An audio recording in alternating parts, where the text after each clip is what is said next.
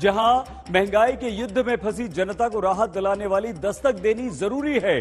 समझना भी है साथ में कि आखिर युद्ध से महंगाई है या फिर महंगाई से जनता का युद्ध है। महंगाई का पहाड़ धीरे धीरे ऊंचा होता जा रहा है, इतना ऊंचा कि सिर्फ 5 राज्यों में चुनाव के बाद का हिसाब देखें तो रसोई गैस 50 रुपए महंगी हो चुकी है, कमर्शियल सिलेंडर 250 रुपए महंगा हो चुका है, पेट्रोल डीजल तो 9 रुपए से ज्यादा महंगा हो चुका है। ध्यान रहे कि हम आपको ये सिर्फ 14 दिन के भीतर बढ़े हुए दाम बता रहे हैं। सीएनजी के 3 से 5 रुपए तक दाम बढ़ चुके हैं। पीएनजी यानी कि घरेलू पाइपलाइन वाली गैस के दाम भी 6 रुपए तक बढ़ चुके हैं।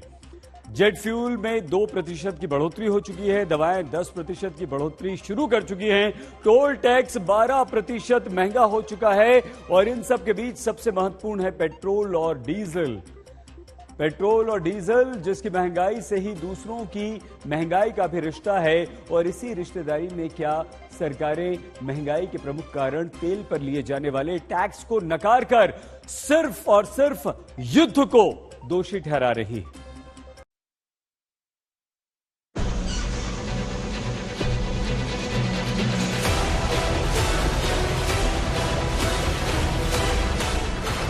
हिसाब से तो कुछ दिनों में लगता है 150-200 में पेट्रोल ऐसे हाथ में लेना पड़ेगा।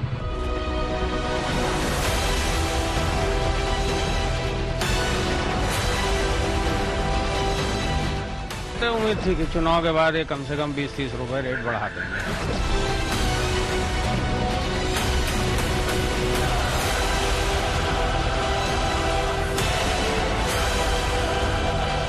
मुझे लगता है कि ये बढ़ता ही रह गया।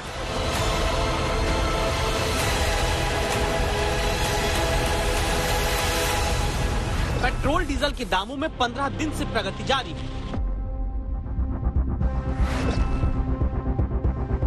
इतनी प्रगति की 50 लीटर औसत महीने के खर्च करने वाले प्रति व्यक्ति को जहां पहले महीने का 15 दिन पहले 4,770 रुपए चुकाना पड़ता, अब 5,190 रुपए खर्च करना पड़ रहा है।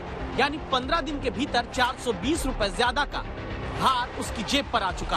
वजह 15 दिन में पेट्रोल डीजल 13 दिन छलांग लगाकर 9 रुपए 16 पैसे प्रति लीटर तक महंगा हो गया। महंगाई अभी और जारी रहनी है।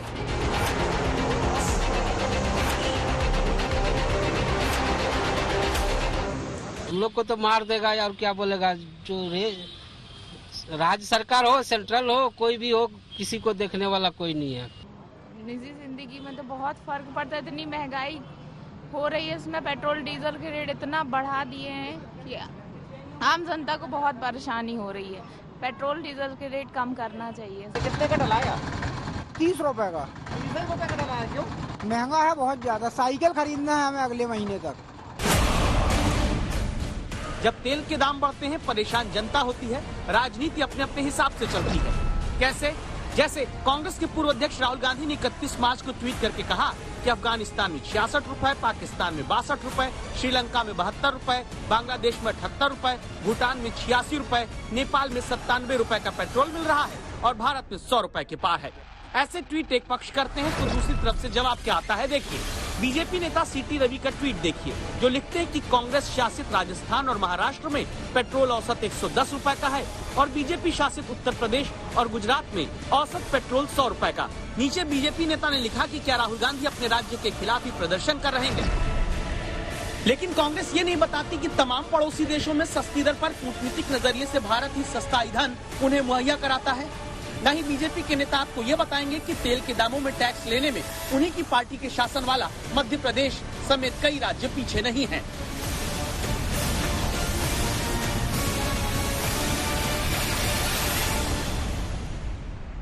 अंतर तो बहुत कुछ है साहब। ये बताओ 200-250 रुपए की मजदूरी करेंगे और 220 रुपए में 2 लीटर पेट्रोल नहीं आया, क्या कमाएगा इंसान, क्या करेगा। तेल के दामों पर ऐसी ही पक्ष विपक्ष की राजनीति के बीच पेट्रोलियम मंत्री भी संसद में जवाब देते हैं। दलील ये रखते हैं कि यूक्रेन और रूस के बीच चलते युद्ध के कारण भारत में जो दाम बढ़ा है तेल का, वो तो कुछ भी नहीं, बहुत कम है। We have raised the price of petrol by I think 9 rupees over 12 or 13 days when the international price has shot up. Now I have something, sir. Gasoline at the pump, comparison between April 21 and March 22, in USA the increase percentage is 51%, in Canada 52%, in Germany 55%, UK 55%, France 50%, Spain 58%, Sri Lanka 55%, India sir 5%. Yes, our percentage increase is 1/10 of what it is elsewhere. तो क्या जनता इसी दलील के आधार पर अब संतोष कर ले कि अरे भारत में तो अभी सिर्फ 5% दाम ही तेल के बढ़े हैं, जबकि अमेरिका, कनाडा, जर्मनी की जनता की जेब तो और कट रही है।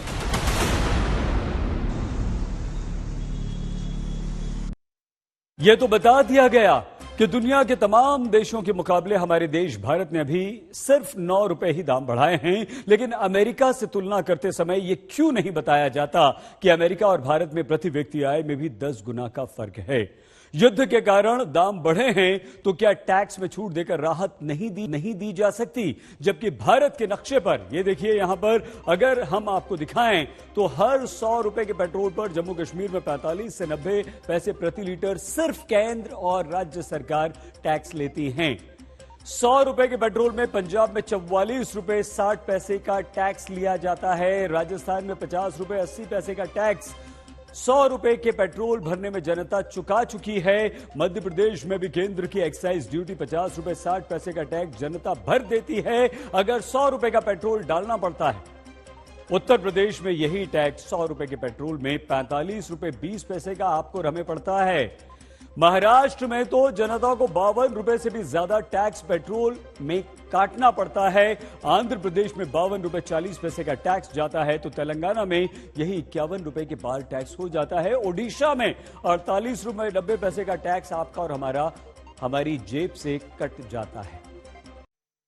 We have raised the price of petrol by I think 9 rupees over 12 or 13 days when the international price has shot up. ये बात 100% सच पेट्रोलियम मंत्री ने कही। अंतर्राष्ट्रीय बाजार में कच्चे तेल का दाम ऊपर गया, लेकिन तब जनता का दस्तक देता सवाल नंबर 1 ये, अगर युद्ध के कारण भारत में तेल के दामों में उबाल आना था तो तब क्यों नहीं बढ़े दाम? जब 24 फरवरी को कच्चा तेल $98 प्रति बैरल पहुंच गया था, तब क्यों नहीं बढ़े दाम? जब 8 मार्च को कच्चा तेल रिकॉर्ड $130 प्रति बैरल तक पहुंच गया था, क्यों 22 मार्च के बाद ही बढ़ना शुरू हुआ, जब 5 राज्यों में चुनाव खत्म होने के बाद सरकारें बन चुकी थी? अब जनता इतनी परेशान है इस पेट्रोल से। मेरे घर में 4 मोटरसाइकिल है, अगर 4 मोटरसाइकिल बाहर निकालता हूँ 100 का पेट्रोल भी डलवा तो कुछ नहीं होता सर। 500 का डलवाता हूँ 2000 रुपए चाहिए, जबकि बच्चे प्राइवेट नौकरी करते हैं, उनको 8 से 10-12 हजार रुपए मिलते हैं, तो वो सारा भार हमारे ऊपर पड़ता है, हम घर से खर्चा नहीं चला सकते। इसलिए सरकार से निवेदन है हमारा कि पेट्रोल के दाम कम किए जाए ताकि हम हमारा खर्चा चल सके। कच्चा तेल अंतर्राष्ट्रीय बाजार पर निर्भर करता है, ये सच है, लेकिन जनता का दस्तक देता सवाल नंबर 2 ये कि अगर युद्ध के कारण कच्चा तेल महंगा तो लगातार किश्तों में दाम बढ़ाकर महंगाई का झटका तेल पर जनता पाती है। लेकिन जब 2020 की शुरुआत में कच्चे तेल की कीमत 60% तक गिरने लगी थी, तब जनता को सीधी राहत देने की जगह क्यों एक्साइज ड्यूटी पेट्रोल पर 10 रुपए और डीजल पर 13 रुपए प्रति लीटर बढ़ाई गई थी? अब इसमें क्या कर सकते, गवर्नमेंट की पॉलिसीज हैं, we have to suffer, nothing else. आप सफर कर रहे हैं? ऑब्वियसली एकदम सूट अप कर रहा है प्राइस। सवाल सीधा सा है, अगर कच्चा तेल महंगा तो दाम बढ़ना तय है, तो कच्चा तेल सस्ता होने पर तुरंत राहत मिलना तय क्यों नहीं किया जाता? आज तक ब्यूरो।